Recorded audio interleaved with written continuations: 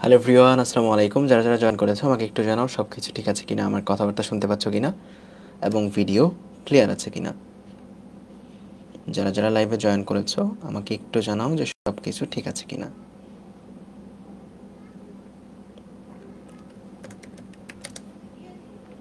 একজন জিজ্ঞেস করছে, ভাই কি খবর? আমার খবর তো ভালো, তোমার কি খবর বলো। আচ্ছা, হ্যালো এভরিওয়ান, আসসালামু আলাইকুম। আবার তোমাদের সাথে দেখা হচ্ছে আমাদের ফিজিক্সের দ্বিতীয় পত্রের একদম সর্বশেষ অধ্যায়ে। সো আজকে আমরা যে অধ্যায়টা পড়বো সেটা হচ্ছে সেমিকন্ডাক্টর এবং ইলেকট্রনিক্স। অধ্যায়টা খুবই মজার, যারা চলতরিক স্পেশালি পড়ে ফেলছে তাদের জন্য আসলে খুবই মজার হবে। সো এই অধ্যায়টা পড়তে হলে বেসিক কিছু জানা লাগবে, কারণ অন্যান্য অধ্যায় যেগুলো আমরা আগে পড়ছি সেগুলোর অনেকগুলাই আগে যদি কিছুই না জানা থাকো তাহলে তুমি পড়তে পারো, কিন্তু এই সেমিকন্ডাক্টর অধ্যায়টা এখানে যেহেতু সার্কিট সলভ করতে হবে আমাদের, সো বেস্ট হয় তুমি আগে চলতরিতের ক্লাসগুলো করো। এফআরবিতে আমি যে চলতরিতের 3টা ক্লাস নিছি সেই চলতরিতের 3টা ক্লাস করো, তারপর হচ্ছে তুমি সেমিকন্ডাক্টরের ক্লাসটা করো, তাহলে সবগুলা টপিক তুমি খুব সুন্দর করে বুঝে যাবা। ঠিক আছে? সো যারা চলতরিত করো নাই এখনো, মনে করো তুমি আগে চলতরিত পড়ো নাই বা আমার ক্লাস করো নাই, সো এই ক্লাসটা লাইভে করতেছো, তোমাদের বলবো এই সময়টাতে তুমি চলতরিতের ক্লাসটা করে ফেলো, এই ক্লাসটা আগামীকালকে করো। ঠিক আছে? সো আগে চলতরিতটা পড়ে ফেলবা। ওকে, এই অধ্যায়ে জ্ঞানমূলক আর অনুধাবনমূলক এবং এমসিকিউ এগুলা বেশি আসে হচ্ছে ডায়োড থেকে, আর সৃজনশীল বেশি আসে ট্রানজিস্টর থেকে। সৃজনশীল সবচেয়ে বেশি আসে ট্রানজিস্টর সলভ থেকে। ট্রানজিস্টরগুলো সলভ করা শিখতে হবে, যেটার জন্য আমাদের চলতরিত লাগবে। এখন আজকের ক্লাসে আমরা কি কি পড়বো? আমাদের এই অধ্যায়ে 2টা ক্লাস আসবে। আজকের ক্লাসে আমরা পড়বো হচ্ছে ডায়োড, ঠিক আছে, এবং নেক্সট ক্লাসে আমরা পড়বো ট্রানজিস্টর। এই অধ্যায়ের আরেকটা পার্ট আছে, তোমরা জানো, যেটা বলি আমরা ইলেকট্রনিক্স, যেখানে মূলত অ্যান্ড গেট, অর গেট, নর গেট এগুলো আছে। অ্যান্ড এগুলো যদি না পারো তোমাদের বাসায় যায় পিঠে আসা উচিত, কারণ তোমাদের আইসিটি 3 নাম্বার অধ্যায়ে আমি খুব ভালো করে তোমাদের ওই জিনিসগুলো একদম পারফেক্টলি শেষ করে দিয়েছি। ঠিক আছে? ওকে, সো আমরা আজকে যে জিনিসটা পড়বো সেটা হচ্ছে ডায়োড। আমি আগে বলতেছি, যারা চলতরিত পারো বা আমার চলতরিতের এফআরবির ক্লাসগুলো করছো, তোমাদের জন্য ট্রানজিস্টর সলভ করা বা ডায়োড সার্কিট সলভ করা একদম বাঁ হাতের খেলা হবে। ঠিক আছে? যে কোনো ট্রানজিস্টর, এটা যত অ্যাডভান্সই হোক, তুমি সলভ করতে পারবা, এটার গ্যারান্টি আমি দিচ্ছি। কারণ তুমি কি করতে পারো? সার্কিট ধরে হাঁটতে পারো, যেটা তোমাদের চলতরিতে শিখাইছি। সার্কিটের মধ্যে কেভিএল অ্যাপ্লাই করতে পারো, যেটা তোমাদের চলতরিতে শিখাইছি। একটা পয়েন্ট থেকে আরেকটা পয়েন্টে কিভাবে হেঁটে যেতে হয়, যেটা তোমাদের শিখাইছি। সো এই জিনিসগুলো ক্লিয়ার আছে তো সবার? বলো, ক্লিয়ার থাকলে আমরা শুরু করবো হচ্ছে আজকে সেমিকন্ডাক্টর এই অধ্যায়টা। আমাদের আজকের ক্লাসটা বেশি বড় হবে না, আশা করি 2 ঘন্টার মধ্যেই শেষ হয়ে যাবে, বা বড় জোর 2 ঘন্টা 10 মিনিট বা 20 মিনিট। ঠিক আছে? বলো সবাই রেডি কিনা আজকের ক্লাসটা শুরু করার জন্য? তাইলে আমরা শুরু করব।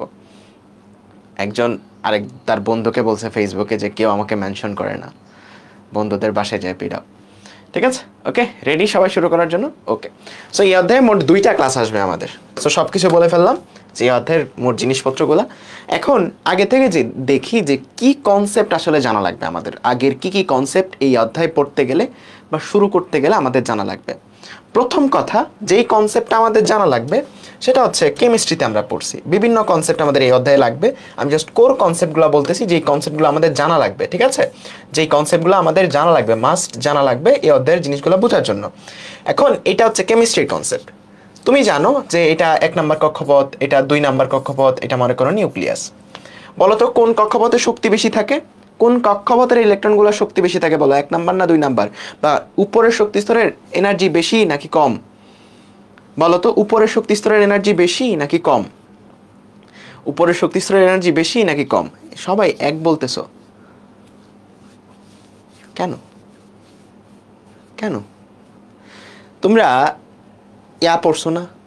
ওই যে একটা শক্তি স্তর থেকে আরেকটা শক্তি স্তরে লাভ দেয়, কেমিস্ট্রিতে এই জিনিসগুলো আছে, তাই না? বর্ণালী পরীক্ষা 2য় অধ্যায়ে অনেক জিনিসপত্র পড়ছো। একটা ইলেকট্রন এনার্জি শোষণ করে সেটা উপরে যায়, ঠিক আছে? তার মানে উপরের শক্তি স্তরের এনার্জি বেশি, নিচেরটা শক্তি কম। কেমিস্ট্রি পড়ে ভুলে গেছো সব, বাসায় যায় পিটানো উচিত আসলে। উপরেরটা শক্তি বেশি, নিচেরটা শক্তি কম, তার মানে একটা ইলেকট্রন নিচের শক্তি স্তরে আছে, এটা যদি উপরের শক্তি স্তরে যেতে চায় তাকে এনার্জি শোষণ করতে হবে। ঠিক আছে? তাকে এনার্জি অ্যাবজর্ব করতে হবে, তার শক্তিটাকে বাড়াইতে হবে। তারপর সে আবার যখন লাফ দিয়ে আবার 1 নম্বরে চলে আসবে তখন সে এনার্জি রিলিজ করে, তাই না? যেটা আমরা কালার হিসেবে দেখতে পাই বা বর্ণালী হিসেবে দেখতে পাই। মনে আছে না? বর্ণালী হিসেবে দেখতে পাই। ওকে, সো স্রোতের মধ্যে গা ভাসায়ও না। একজন বলছে ওইটাই যে উত্তর হবে এমন কোনো কথা না, একজনের দেখা থেকে উত্তর করতে হবে না। তার মানে নিচের শক্তি স্তর থেকে ইলেকট্রন এনার্জি নিয়ে উপরের শক্তি স্তরে যায়, তাই না? নিচের শক্তি স্তর থেকে এনার্জি নিয়ে ইলেকট্রন উপরের শক্তি স্তরে যায়, উপরের শক্তি স্তর থেকে এনার্জি রিলিজ করে নিচের শক্তি স্তরে যায়। এগুলো কেমিস্ট্রির পড়া, আশা করি জানো। এখন আসো স্থির তড়িতের আরেকটা পড়া তোমাদের বলি, যেই কনসেপ্টটা আমাদের লাগবে।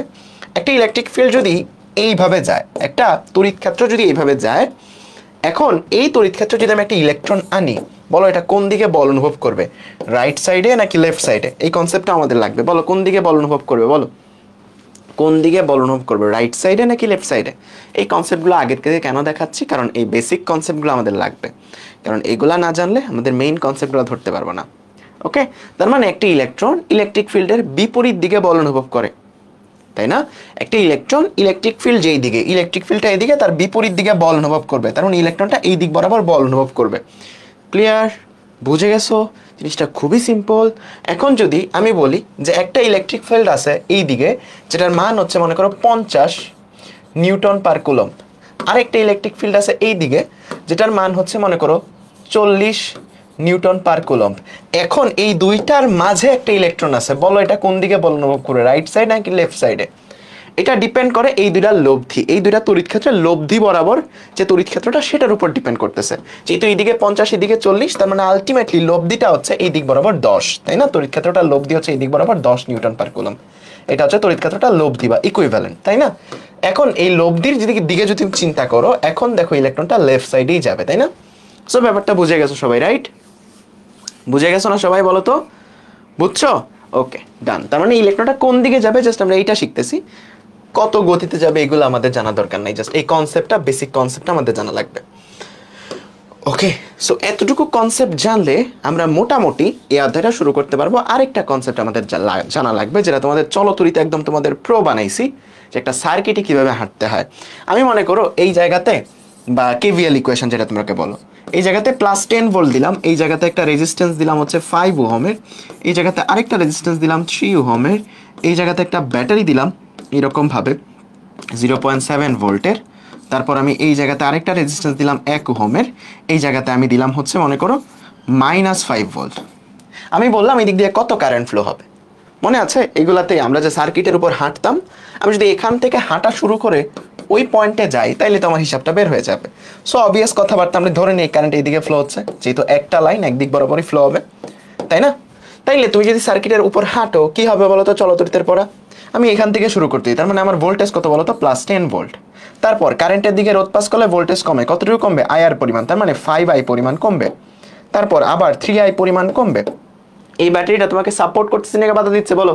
সাপোর্ট করতেছে নাকি বাধা দিচ্ছে? সাপোর্ট করতেছে নাকি বাধা দিচ্ছে? বাধা দিচ্ছে। দেখো তুমি এই দিক বরাবর হাঁটতেছো, তোমার এটা হাঁটার ডিরেকশন, এই ব্যাটারিটা এই দিক বরাবর কারেন্ট ফ্লো করতে চাচ্ছে, তার মানে এটা তোমাকে বাধা দিচ্ছে, তার মানে এই -0.7 ভোল্ট হবে। এই জায়গাতে আবার কমবে 1I, তুমি চলে আসলা -5 ভোল্টে। সো এইরকম ইকুয়েশনগুলা, যেগুলো চলতরিতে তোমাদের একদম ঝাঁঝরা বানায় ফেলছি তোমাদের বুঝাইতে বুঝাইতে, বা একদম প্রো বানায় ফেলছি যারা চলতরিতের ক্লাস করছো, সো তোমরা এগুলো লিখতে পারো, তাই না? বলো তো লিখতে পারো না? এইরকম ইকুয়েশন বলো একদম প্রোলি লিখতে পারো কিনা, সবাই বলো এরকম ইকুয়েশন লিখতে একদম প্রো। তুমি চলতরিতে কিন্তু শিখাইছি একটা পয়েন্ট থেকে আরেকটা পয়েন্টে কেমনে হাইট হাইটে এরকম ইকুয়েশন লিখতে হয়, ঠিক আছে? ক্লিয়ার? এই তো, যারা বলতেছো ভাই এটা আরেকবার বোঝান, এটা আরেকবার বুঝাইলেও তুমি বুঝবে না, এটা বুঝতে হলে চলতরিতে অধ্যায়টা করে আসো, কারণ তুমি হয়তো চলতরিতে আমার ক্লাসটা করো নাই, এই কারণে আমি কেমন লিখছি এটা বোঝো নাই। আমি প্লাস মাইনাসও দিই নাই, কিছুই লেই নেই, তারপরেও লিখতে পারছি, কারণ একটা সিস্টেম আছে এটা লেখার, ঠিক আছে? ওকে, তাইলে বলো এই যে চারটা কনসেপ্ট, এই চারটা কনসেপ্ট সবার ক্লিয়ার কিনা? এই চারটা কনসেপ্ট সবার ক্লিয়ার? ভাই একটু স্লো পড়ান, আমি তো কিছু পড়াই নাই, এগুলা সব তোমাদের জানা জিনিস, এগুলা আগের জিনিস। এই অধ্যায়ের আমি শুরুও করি নাই, এই অধ্যায় এখনো শুরুও করি নাই, ঠিক আছে? বলো সবাই ক্লিয়ার? এই চারটা টপিক মানে এই চারটা কনসেপ্ট সবার ক্লিয়ার না? ঠিক আছে, ঠিক আছে, ডান। তাহলে আমরা সামনের দিকে আগাই। এখন আমরা প্রথমে যেটা পড়বো সেটা হচ্ছে ব্যান্ড থিওরি। এখান থেকে যে জিনিসটা আসে বা যেই জিনিসটার জন্য এটা বেশি ইম্পর্টেন্ট, সেটা হচ্ছে তোমার, আমি বলে দিই কারণ কোনটার জন্য ইম্পর্টেন্ট সেটা বলে দিই। এই ব্যান্ড তত্ত্বটা ইম্পর্টেন্ট হচ্ছে তোমার ক আর খ এর জন্য। এই অধ্যায়ের ক আর খ ম্যাক্সিমাম দেখো এই ব্যান্ড তত্ত্ব থেকে আসছে, আর হচ্ছে এমসিকিউ, অনেক এমসিকিউ আসে এই ব্যান্ড তত্ত্ব থেকে।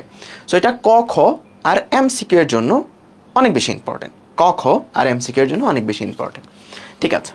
সো এখন এই জায়গাতে আমাদের যেই জিনিসটা প্রথমে শিখতে হবে সেটা হচ্ছে শক্তি ব্যান্ড। ওকে, আমি সবগুলাই তোমাদেরকে একে একে দেখাবো, জাস্ট একটু ওয়েট করো। শক্তি ব্যান্ড, শক্তি ব্যান্ড জিনিসটা কি আমাকে বলো। একটা পরমাণুতে ইলেকট্রন যখন ঘুরে, মনে করো দ্বিতীয় কক্ষপথ বা তৃতীয় কক্ষপথ, এটা মনে করো নিউক্লিয়াস, এটা মনে করো 2 নাম্বার কক্ষপথ, সেকেন্ড কক্ষপথ। এই দ্বিতীয় কক্ষপথে যে ইলেকট্রনগুলো থাকে সবার এনার্জি কি সেম থাকে? কেমিস্ট্রিতে তোমরা পড়ছো, বলো তো সবার এনার্জি, সবগুলা ইলেকট্রনের এনার্জি কি এক্স্যাক্ট সেম? মনে করো 100 ইলেকট্রন ভোল্ট, সবারই 100 ইলেকট্রন ভোল্ট, এরকম না। এক একটা ইলেকট্রনের একটু একটু আলাদা থাকতে পারে। মনে করো কোনোটার 99, কোনোটার 100, কোনোটার 101, কোনোটার 98, কোনোটার 103। তার মানে কাছাকাছি রেঞ্জেই থাকবে, বাট একটু ফ্ল্যাকচুয়েট করতে পারে, এক্স্যাক্টলি সেম সবার থাকে না। সো আমি এই দ্বিতীয় কক্ষপথে ইলেকট্রন থাকতে তার কতটুকু শক্তি থাকা লাগবে, এটা আমি কেমনে ডিফাইন করব? এটা আমি এক্স্যাক্ট ভ্যালু কিন্তু বলতে পারবো না যে 100 ইলেকট্রন ভোল্ট হইলেই দ্বিতীয় কক্ষপথে থাকবে, এরকম বলতে পারবো না।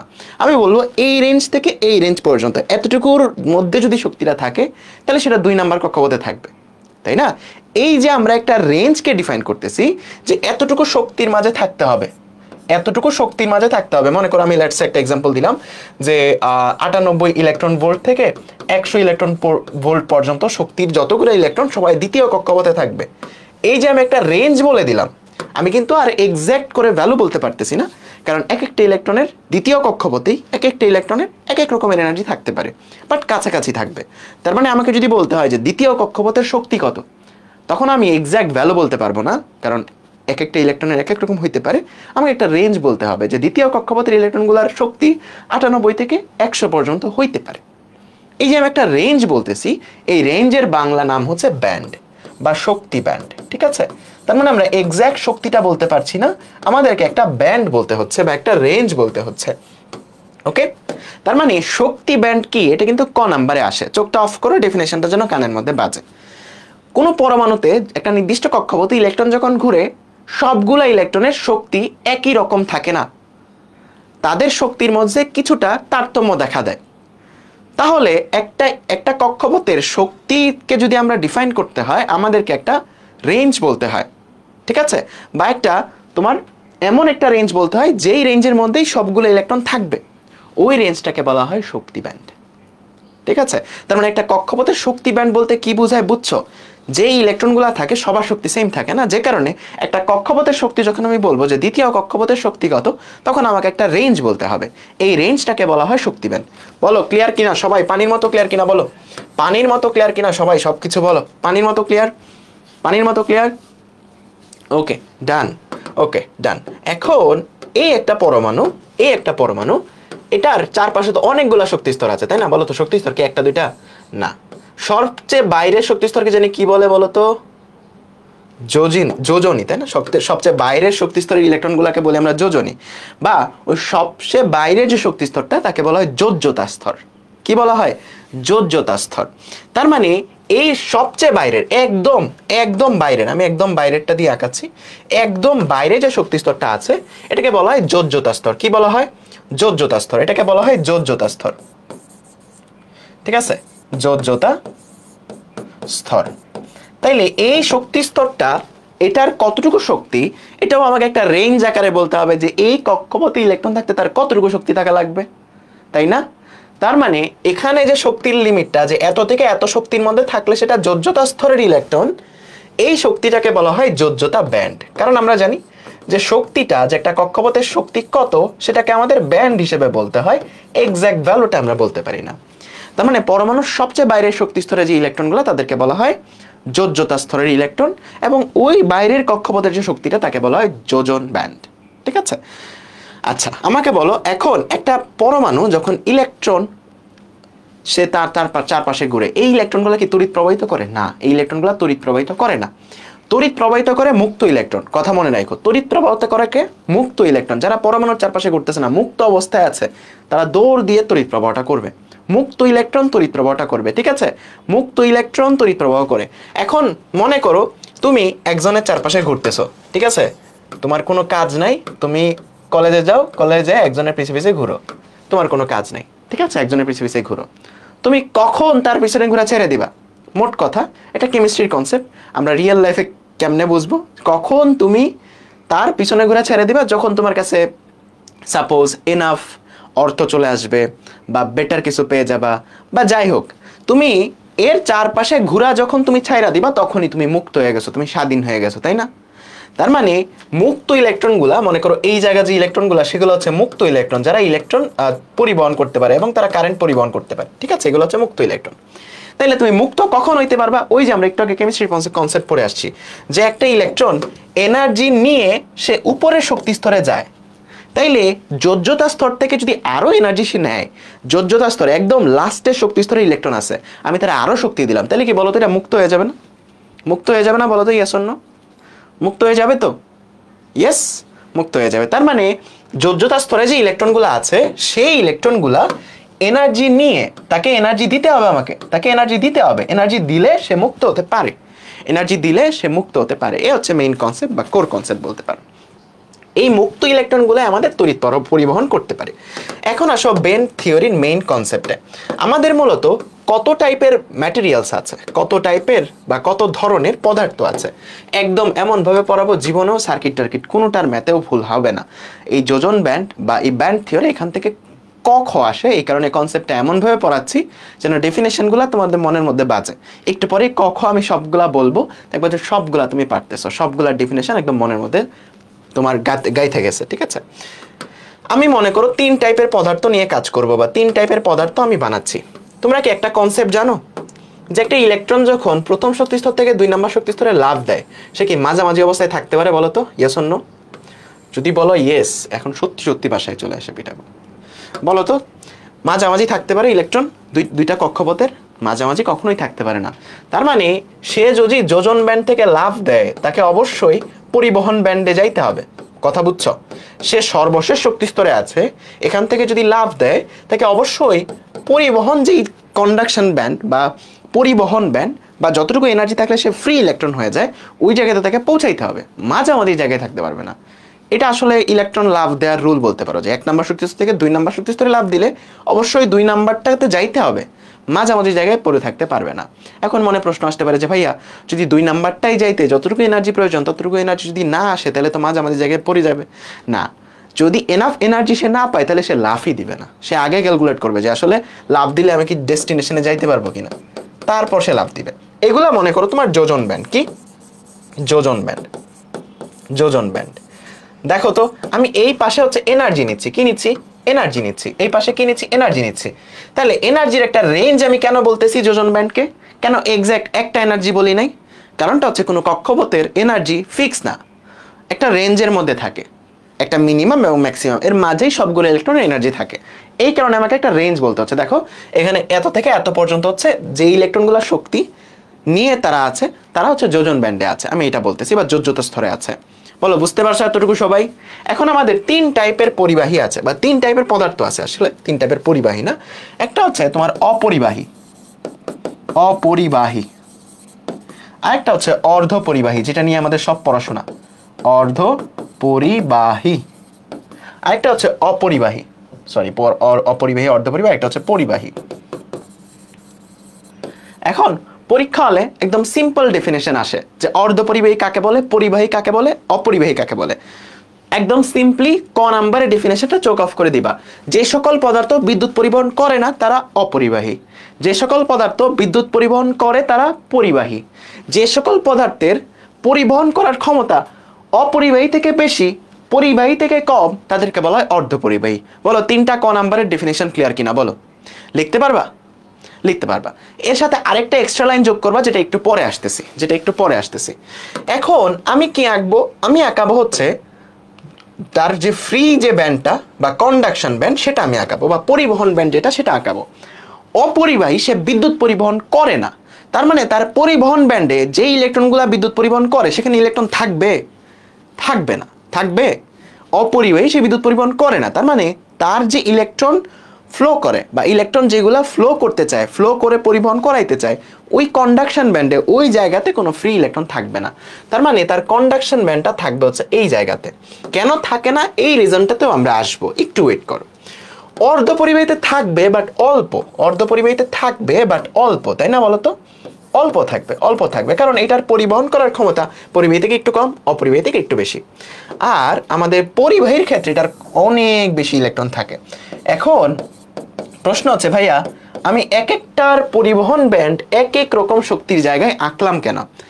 এর কারণ কি একটু খেয়াল করো।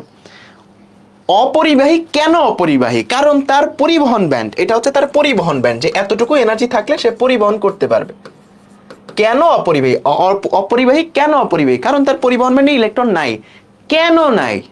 কারণটা হচ্ছে তার পরিবহন ব্যান্ডের এনার্জিটা আর যোজ্যতা ব্যান্ডের এনার্জি গ্যাপটা অনেক বেশি।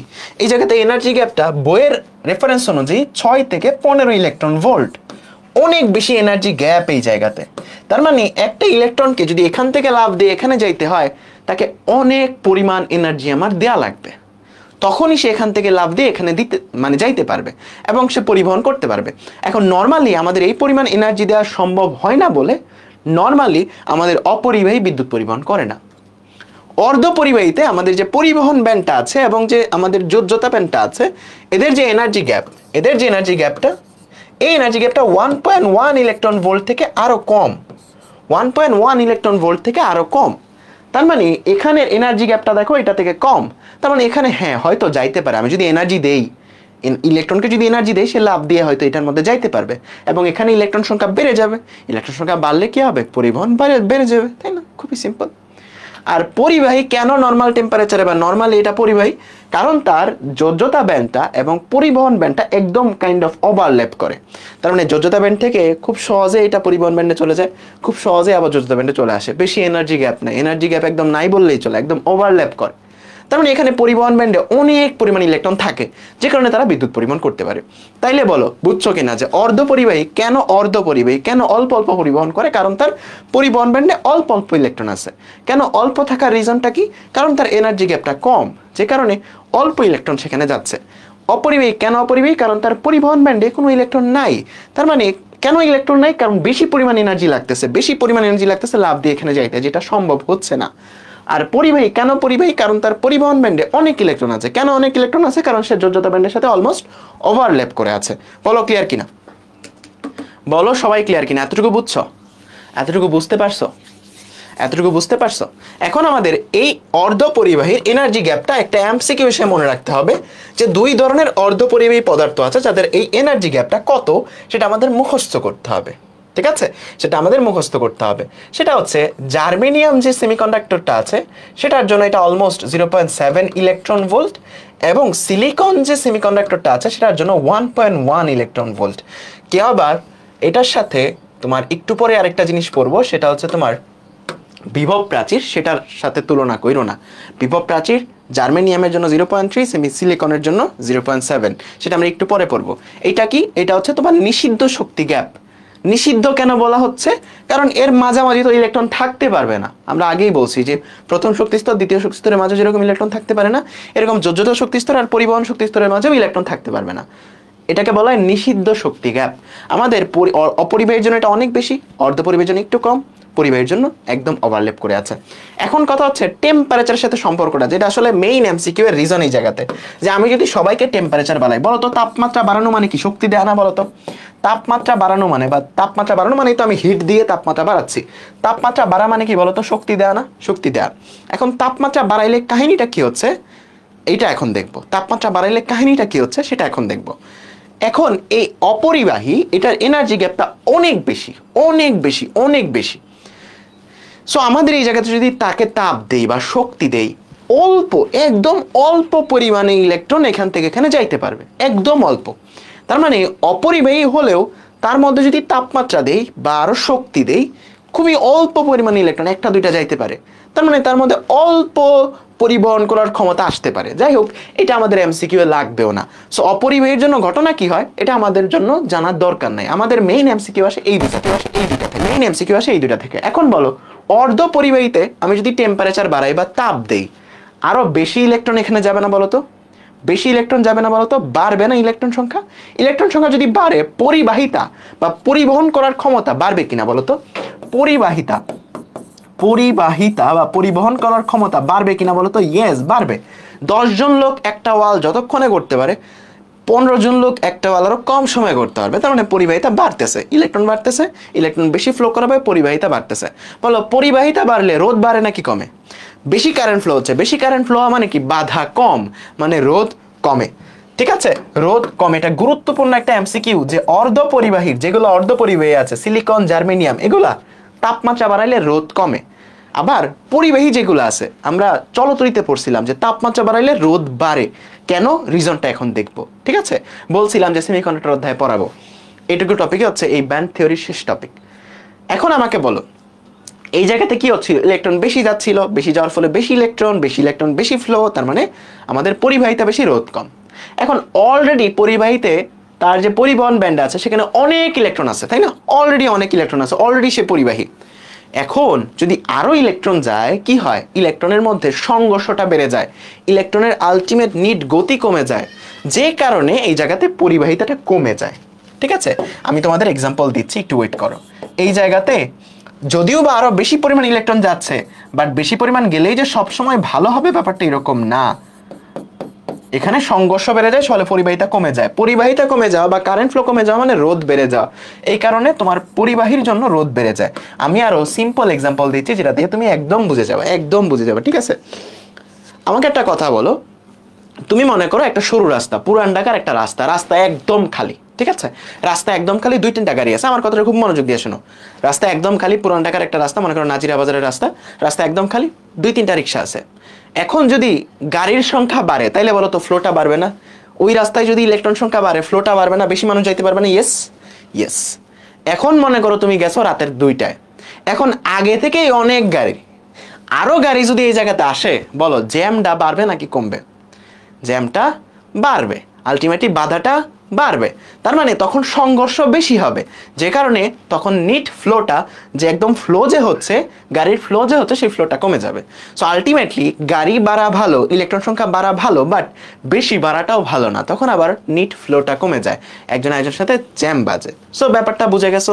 তার মানে অর্ধ পরিবাহীর তাপমাত্রা বাড়াইলে কিছু পরিমাণ ইলেকট্রন যায়, ইলেকট্রন সংখ্যা বাড়ে, যে কারণে আমাদের পরিবাহিতা বাড়ে, রোধ কমে। বাট পরিবাহীর জন্য ব্যাপারটা আবার কি হয় বলতো? খারাপ একটা ব্যাপার হয়, যে আরো বেশি ইলেকট্রন আসে, সংঘর্ষ বেড়ে যাচ্ছে, যে কারণে পরিবাহিতাটা কমে যায়, রোধ বেড়ে যায়। বলো একদম ক্লিয়ার কিনা সবার? বলো বলো বলো, একদম ক্লিয়ার কিনা সবার? বলো। ঠিক আছে, একদম ক্লিয়ার সবাই? একদম ক্লিয়ার।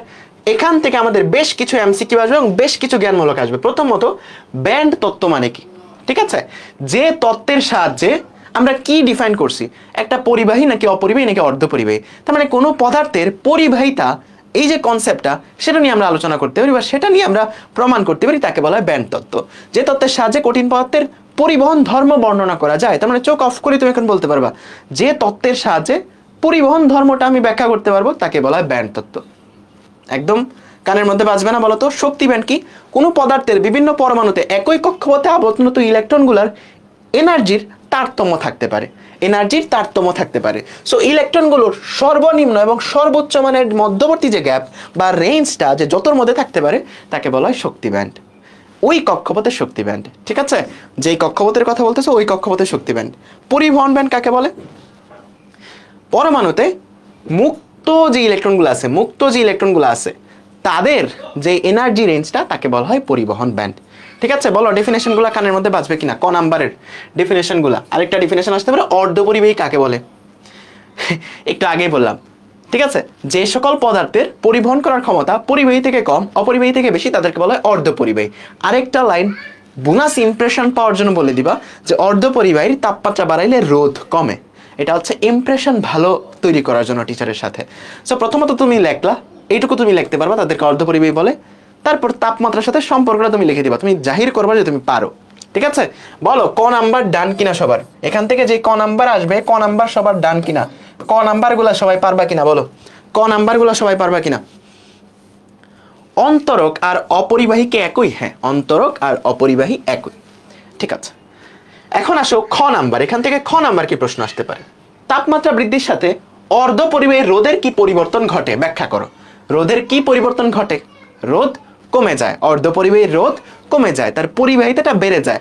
অবশ্যই এটা যখন তুমি প্রমাণ করবা, তুমি ওই যে সুন্দর চিত্রটা, এই যে এই চিত্রটা, সুন্দর চিত্রটা তুমি এঁকে দিবা। জাস্ট অর্ধপরিবাহীর জন্যই এই চিত্রটা তুমি যদি একে বুঝিয়ে দিতে পারো যে তাপমাত্রা বাড়লে কাহিনীটা কি হয়, রাস্তার মধ্যে গাড়ি বেড়ে যায়, যে কারণে ফ্লো বেড়ে যায়, তোমার 2 কাটা মানে সম্ভবই না। বলো পারবা কিনা? চিত্রটা সহ পারবা কিনা বলো? চিত্রটা সহ পারবা? বলো তো পারবা চিত্রটা সহ? ইয়েস, ডান। তাইলে এই অনুধাবন আমাদের ডান। সিলিকন অপেক্ষা জার্মেনিয়ামের ক্ষেত্রে যোজন ইলেকট্রন সহজে পরিবহন ব্যান্ডে যাবে। এটা কেমনে ব্যাখ্যা করবা? এটা ব্যাখ্যা করার সময়ও ওই চিত্রটা তুমি দিবা। কোন চিত্রটা? এটা সিলিকন জার্মেনিয়াম দুইটাই অর্ধপরিবাহী। সো তুমি এই মধ্যের চিত্রটা আঁকবা যে কেমনে যায়, ইলেকট্রন এনার্জি পেয়েই তো লাভ দিয়ে এখান থেকে এখানে যায়। এখন কেন জার্মেনিয়ামে ইজিলি যাবে? কারণ জার্মেনিয়ামের এই এনার্জি গ্যাপটা কম, তার মানে তাকে লাভ দিতে কম এনার্জি দিতে হবে আমার।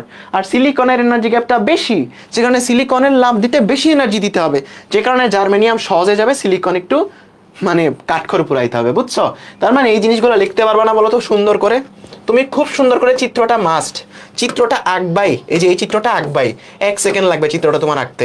এই জায়গাতে তুমি একটা পরিবহন ব্যান্ড বানায় দিবা, এই যে দেখো একটা পরিবহন ব্যান্ড বানায় দিবা, এই জায়গাতে একটা যোজ্যতা ব্যান্ড বানায় দিবা, অবশ্যই পাশে লিখে দিবা এটা যোজ্যতা ব্যান্ড, এটা পরিবহন ব্যান্ড। দুইটার জন্য দুইটা চিত্র আঁকবা, দেখবা যে টিচার আরো খুশি হয়ে গেছে। তুমি সিলিকনের জন্য একটা চিত্র আঁকবা, জার্মেনিয়ামের জন্য একটা চিত্র আঁকবা। মনে করো তুমি এটা আঁকছো জার্মেনিয়ামের জন্য, তুমি আরেকটা আঁকবা সিলিকনের জন্য, সিলিকনেরটার এনার্জি গ্যাপটা আরেকটু বাড়ায় দেখবা। সো তুমি এই জায়গাতে চিত্রের মধ্যেই বুঝায় দিবা যে এটা আসলে সিলিকনের জন্য 1.1 ইলেকট্রন ভোল্ট, এটা আসলে জার্মেনিয়ামের জন্য সেটা হচ্ছে 0.7 ইলেকট্রন ভোল্ট। তোমার 2 নাম্বার আসলে ভাই কেউ কাটতে পারবে না, বুঝছো? কেউ কাটতে পারবে না। ঠিক আছে, পারবা? ওকে, পারবা সবাই? ঠিক আছে। সো এই খ নাম্বারটা আমাদের একদম ক্লিয়ার। তারপর আর কি খ নাম্বার আসতে পারে? ব্যান্ড তত্ত্বের আলোকে অন্তরক পদার্থ ব্যাখ্যা করো, যে তারা কেন অন্তরক। ঠিক আগেরটা যেরকম তুমি অর্ধপরিবাহী ব্যাখ্যা করছিলে, এখানে অন্তরকটা ব্যাখ্যা করবা। চিত্রটা কিন্তু মাস্ট দিবা, চিত্রটা মাস্ট দিবা। ঠিক আছে, তার মানে খ নাম্বার ডান। বলো তো কমেন্টে খ নাম্বার ডান কিনা। যদি ডান হয় তাহলে লেখো ডান। কি লিখতেছি? ঠিক আছে, যদি খ নাম্বার ডান হয় বলো ডান, যদি খ নাম্বার ডান হয় বলো ডান। ঠিক আছে, এখন দেখি এখান থেকে এমসিকিউ কি কি আসে বোর্ডে। দেখো, সিলিকনের জন্য যোজন ব্যান্ড ও পরিবহন ব্যান্ডের শক্তির পার্থক্য কত, বা নিষিদ্ধ শক্তি ব্যান্ড কত বলো তো? কত নিষিদ্ধ শক্তি?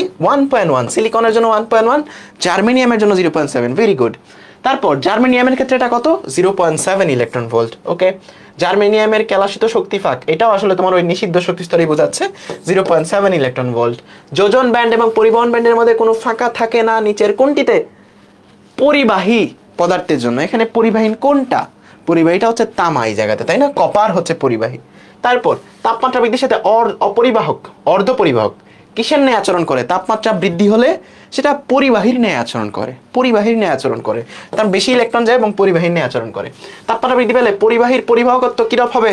পরিবাহীর রোধ বেড়ে যায়, পরিবাহকত্ব কমে যায়। জাস্ট মনে রাখবো ওই নাজিরা বাজার, পরিবাহী অলরেডি নাজিরা বাজার আছে, অনেক বেশি মানুষ, আরো বেশি মানুষ গেলে জ্যাম বেড়ে যাবে, তার মানে তার পরিবাহিতাটা কিরূপ হবে বলতো? পরিবাহকত্বটা হ্রাস পাবে। Very nice. তারপর আমরা চলে আসবো হচ্ছে ডায়োডে। আমরা এখন ডায়োড পড়া শুরু করব। বলো রেডি ডায়োড পড়া শুরু করতে? নাজিরা বাজার চিনে না? তুমি তো দেশের অর্ধেক দেখো নেই। বলো সবাই রেডি? ঠিক আছে, তার মানে ব্যান্ড তত্ত্ব আমাদের একদম পারফেক্টলি ক্লিয়ার। আমরা এখন ডায়োড পড়বো। ডায়োডের যত কঠিন কঠিন ম্যাথ আছে সবগুলাই কিন্তু স্লাইডে আছে। ঠিক আছে, আজকের ক্লাসের শেষে তুমি ডায়োডে প্রো হয়ে যাবে এবং 2 নাম্বার ক্লাসের শেষে সেমিকন্ডাক্টরে প্রো হয়ে যাবে, আমি তোমাদের গ্যারান্টি দিচ্ছি। এই যে সিমিলার ম্যাথ বুয়েটেও আসছিল। সো প্রত্যেকটা জিনিসে তুমি প্রো হয়ে যাবে। একটু ওয়েট করো, ক্লাসের শেষ পর্যন্ত করো, 2 ঘন্টার মতো ক্লাস হবে, একদম পানির মতো ক্লিয়ার হয়ে যাবে সব। আমাদের সেমিকন্ডাক্টরের দরকার কি? যখন কপার আছে বা পরিবাহী আছে, অর্ধপরিবাহীর কেন দরকার? অর্ধপরিবাহী আমাদের দরকার এই কারণে, কারণ আমি কারেন্ট ফ্লোটাকে কন্ট্রোল করতে চাচ্ছি। দেখো আমাদের যত ইলেকট্রনিক্স আছে এটা হচ্ছে একদম বেসিক্স, মানে সেন্ট্রাল ডগমা বলতে পারো। ওই যে যেমন আমাদের বায়োলজিতে পড়ায় না যে সেল থেকে টিস্যু হয়, টিস্যু থেকে তারপর একটা অর্গান হয়, অর্গান থেকে একটা সিস্টেম হয়, তাই না? রেসপিরেটরি সিস্টেম, তারপর ডাইজেস্টিভ সিস্টেম, তারপর সেখান থেকে একটা বডি হয়, এরকম না? সো এই সেমিকন্ডাক্টর ইন্ডাস্ট্রিটা বা সিলিকন ইন্ডাস্ট্রিটা, এটার সেন্ট্রাল ডগমাটা কি বা রেঞ্জটা কিভাবে যায়, মানে ফ্লোটা কিভাবে যায়, কেন আসলে আমাদের কারেন্ট ফ্লোটাকে কন্ট্রোল করার দরকার? কারণ কারেন্ট ফ্লো যদি আমরা কন্ট্রোল করতে পারি তখনই কিন্তু অর গেট, এন্ড গেট এগুলো বানাইতে পারবো। কারণ সেখানে আমাদের লজিক ইউজ করতে হয় যে এই লাইনে কারেন্ট আছে, এই লাইনে কারেন্ট নাই, এই দুইটা যদি হয় তাহলে এই লাইনে কি হবে, এরকম কিন্তু পড়াইছি 3য় অধ্যায়ে, তাই না? অর গেট, এন্ড গেট কেনই বা সেমিকন্ডাক্টর অধ্যায়ে অ্যাড করছে? কারণ জিনিসটাই এটা, সেমিকন্ডাক্টর দিয়েই মূলত আমাদের অর গেট, এন্ড গেট তৈরি করতে হয়। তাই না? আমি অ্যান্ড গেটে কি জানি যে এই লাইনে 1 এই লাইনে 0 হইলে আউটপুট কি হবে, এটার ডিসিশনটা কেমনে নেয়, একটা ইলেকট্রিক ডিভাইস কেমনে নেয়। সো তাকে কারেন্টটাকে কন্ট্রোল করতে হয়, ঠিক আছে? সো কারেন্ট কন্ট্রোল করার জন্যই মূলত আমরা সেমিকন্ডাক্টর ইউজ করি, বুঝতে পারছো? কন্ট্রোল করি আমরা, তারপর গেট বানাই, গেট থেকে তারপর একটা তোমার যন্ত্র বানাই, ওই যন্ত্র থেকে তারপর একদম বিশাল একটা সিস্টেম বানিয়ে ফেলি, ঠিক আছে? সো এটাই হচ্ছে আমাদের মেইন ফ্লোটা, সিলিকন ইন্ডাস্ট্রির মেইন ফ্লোটাই হচ্ছে এটা, ঠিক আছে? দেখবা যে সিলিকন ভ্যালি বলা হয় কেন, কারণ ওই জায়গাতে তোমার কি এই যে সব প্রসেসর আছে, তাই না? আমাদের কম্পিউটারের প্রসেসর, তারপর র্যাম, এইগুলা নিয়ে কাজ হয় বিশেষ করে। এখন এই জিনিসগুলা কি দিয়ে তৈরি হয়? সেমিকন্ডাক্টর দিয়ে তৈরি হয়। সেমিকন্ডাক্টর কোনটা? Mostly use silicon. এই কারণে ওই ভ্যালিটার নাম বা যেই কোম্পানিগুলো যে জায়গাতে আছে ওইটার নাম সিলিকন ভ্যালি, বুঝতে পারছো? তার মানে সব কিছুর আধুনিক এই পুরো ওয়ার্ল্ডে পুরো জিনিসটি আসলে সিলিকন বেসড, সব কিছু সিলিকন দিয়ে তৈরি, সব কিছু এই অর্ধপরিবাহী দিয়ে তৈরি। এই কারণে এটা অনেক বেশি ইম্পর্টেন্ট, ঠিক আছে? সো কারেন্টটা কন্ট্রোল করা হচ্ছে মেইন ব্যাপার। এখন আমাকে একটা জিনিস বলো, টেম্পারেচার দিয়ে কি আমরা অলরেডি কারেন্টটাকে একটু কন্ট্রোল করে ফেলছি না বলো তো? Yes or no? ইয়েস, আমরা একটু কন্ট্রোল করে ফেলছি। টেম্পারেচার বাড়লে কমালে কারেন্ট ফ্লো একটু বাড়তেছে কমতেছে, অলরেডি একটু কন্ট্রোল করে ফেলছি। এখন এতটুকু কন্ট্রোল দিয়ে আসলে হয় না, কারণ আমি যদি তাপমাত্রার উপর কন্ট্রোলটাই রেখে দিই তাহলে আবার সমস্যা, যে তাপমাত্রা অনেক বাড়াইতে হচ্ছে অনেক কমাতে হচ্ছে, এটা আসলে আরেকটা প্যারা, অনেক খরচের ব্যাপার। সো আমরা শুধু তাপমাত্রার উপর ডিপেন্ড করি না, আমরা এই একটা জিনিস পড়বো একটু পরে, ডোপিং। এই ডোপিং কনসেপ্টের মধ্যে চলে আসি কারেন্টটাকে কন্ট্রোল করার জন্য। সো আমাদের ডায়োড পড়তেছি, ডায়োড এখন আসিনি, আমরা সেমিকন্ডাক্টরে আসছি। সো সেমিকন্ডাক্টর দুই রকম হইতে পারে, একটা হচ্ছে বিশুদ্ধ আর একটা হচ্ছে অবিশুদ্ধ, ঠিক আছে? একটাকে বলা হয় বিশুদ্ধ, ওকে, বিশুদ্ধ, একটা বলা হয় অবিশুদ্ধ, ঠিক আছে? অবিশুদ্ধ, এটার ইংলিশ নাম আছে, বিশুদ্ধকে বলা হয় ইন্ট্রিনসিক, ইন্ট্রিনসিক, বা আরেকটা নাম আছে অন্তর্জাত, কারণ নামগুলো তো অনেক বেশি, এক একটা বইয়ে এক এক নাম। সো আমাদের সবগুলো নামই জানা থাকা লাগবে, কারণ এমসিকিউ কখন কোনটা দিয়ে বলে দেয় আসলে বলা যায় না। এটা হচ্ছে এক্সট্রিনসিক। তাইলে বলো তো এটা ইংলিশ নাম কি হবে বলো তো? মানে এটার বাংলা আরেকটা নাম কি হবে? বহির্জাত। একটা অন্তর্জাত, একটা হবে বহির্জাত। মোট কথা কি মনে রাখতে হবে বলো তো? একটা বিশুদ্ধ, একটা পিওর, আর একটা হচ্ছে ইমপিওর, একটা অবিশুদ্ধ। এটা হচ্ছে বিশুদ্ধ, একটা হচ্ছে অবিশুদ্ধ। এখন সেমিকন্ডাক্টরগুলা সিলিকন, জার্মানিয়াম, এগুলোর মতো 4 যোজি মৌল, ঠিক আছে? 4 যোজি মৌল। কত যোজি মৌল? 4 যোজি মৌল। এখন 4 যোজি একটা মৌল, সবগুলা যদি 4 যোজি থাকে, তারা যদি একটা ক্যালাস গঠন করে বা একটা স্ট্রাকচার গঠন করে, তারা কি একটা সমযোজী বন্ধন গঠন করবে না বলো তো? সবার সাথে বলো তো ইয়েস অর নো? একটা সমযোজী বন্ধন গঠন করে তারা একটা ক্যালাস গঠন করবে। যেমন তোমরা কেমিস্ট্রিতে পড়ো সোডিয়াম ক্যালাস বা এরকম সোডিয়াম ক্লোরাইড ক্যালাস, এরকম একটা ক্যালাস গঠন করবে, সমযোজী বন্ধন গঠন করে, যদি তারা একদম পিওর হয়। তাইলে বলো তো ইমপিওর বা যেগুলো বহির্জাত বা অবিশুদ্ধ, যেগুলা অবিশুদ্ধ জিনিস বলতে কি বোঝায়? আমি তোমাকে যদি বলি যে একটা দুধ অবিশুদ্ধ আছে, তুমি কি বলবো ওই দুধের মধ্যে কি আছে বলো তো? আমি বললাম যে একটা দুধ অবিশুদ্ধ আছে, তার মানে ওই দুধের মধ্যে পানি মিশানো আছে, তাই না? কিছু কিছু পানি মিশানো আছে। এখন পানির পরিমাণ যদি বেশি মিশানো হয় তাহলে এটা অনেক বেশি অবিশুদ্ধ, পানির পরিমাণ যদি কম হয় তাহলে একটু কম অবিশুদ্ধ। তার মানে অবিশুদ্ধ থাকা মানে ওই জায়গাতে শুধু সিলিকন নাই, ভিতরে কিছু অপদ্রব্য আছে, ঠিক আছে? সবগুলা সিলিকনের মাঝে ফাঁকে ফাঁকে কিছু অপদ্রব্য আছে, অনেকটা তরমুজের মতো। নর্মাল তরমুজ হালি যদি না থাকতো, তরমুজের বিচি যদি না থাকতো, একদম পিওর তরমুজ, কত মজা, তাই না? মুখে কিছু বাজে না। যখনই এটার মধ্যে তুমি ইমপিউরিটি যোগ করবা, মানে তরমুজের বিচি যোগ করবা, তখনই সেটা ইমপিওর হয়ে যাবে। অনেকটা সেই রকম যে পুরোটা একটা তরমুজ, তরমুজের ভিতরে আমি কিছু বিচি দিয়ে দিলাম, তার মানে এই জায়গাতে সেটা অবিশুদ্ধ হয়ে গেছে, ঠিক আছে? তার মানে এই জায়গাতে ডিফারেন্ট কিছু দিয়ে দিলাম, ঠিক আছে? এটা ডিফারেন্ট কিছু, কি দিব এটা পরের ব্যাপার। মনে করো অন্য কিছু দিয়ে দিলাম, অন্য কোনো মৌল, অ্যালুমিনিয়াম, জার্মানিয়াম তো সিলিকনে মানে সেমিকন্ডাক্টরই, অ্যালুমিনিয়াম, গ্যালিয়াম, আর্সেনিক, অ্যান্টিমনি, কিছু একটা দিয়ে দিলাম, ঠিক আছে? তাহলে এটা কি হয়ে গেল বলো তো? অবিশুদ্ধ হয়ে গেল। ব্যাপারটা বুঝছো? তার মানে একটা হচ্ছে বিশুদ্ধ, একটা হচ্ছে অবিশুদ্ধ। বলো ক্লিয়ার একদম? এখন এই যে একটা সেমিকন্ডাক্টরকে অবিশুদ্ধ করার যে প্রক্রিয়া, সেটাকে বলা হয় ডোপিং। কি বলা হয়? এই প্রক্রিয়াটাকে বলা হয় ডোপিং। প্রক্রিয়াটাকে বলা হয় ডোপিং। যে প্রক্রিয়া যেটা, এই প্রক্রিয়াটাকে বলা হয় ডোপিং। ওকে, কি বলা হয়? ডোপিং বলা হয়। তার মানে এখন যদি প্রশ্ন আসে ক নাম্বারে, একটু পরেই আসবে বোর্ডে আসা, যে প্রক্রিয়া, তাকে বলা হয় ডোপিং। যদি ক নাম্বারের প্রশ্নটা আসে যে ডোপিং কি, ব্যাখ্যা করো, বা ডোপিং কি, কি বলবা? যে একটা সেমিকন্ডাক্টর দুই রকম হতে পারে, একটা হচ্ছে বিশুদ্ধ, একটা অবিশুদ্ধ। একটা বিশুদ্ধ সেমিকন্ডাক্টরকে তার মধ্যে অপদ্রব্য মিশিয়ে অবিশুদ্ধ করার যে প্রক্রিয়া তাকে বলা হয় ডোপিং। দুধের মধ্যে পানি মিশানোর যে প্রক্রিয়া সেটা হচ্ছে ডোপিং। তার মানে একটা বিশুদ্ধ সেমিকন্ডাক্টরে পানি না তো অপদ্রব্য মিশানোর যে প্রক্রিয়া তাকে বলা হয় ডোপিং। বলো ক্লিয়ার কিনা? তার মানে ডোপিং জিনিসটার ডেফিনেশন একদম ক্লিয়ার কিনা? এখন এই ওয়ার্ডটা আমি ইউজ করবো, ডোপিং ইউজ করবো, ঠিক আছে? অবিশুদ্ধ মেশানোর যে প্রক্রিয়া তাকে বলা হয় ডোপিং। এখন এই ডোপিংটা করে লাভ কি? লাভ হচ্ছে ওই যে কারেন্ট ফ্লোটাকে আমরা কন্ট্রোল করতে পারি। কেমনে কন্ট্রোল করবো একটু পরে দেখবো। কারেন্ট ফ্লোটাকে আমরা কন্ট্রোল করার জন্য এই অবিশুদ্ধটা মিশাচ্ছি।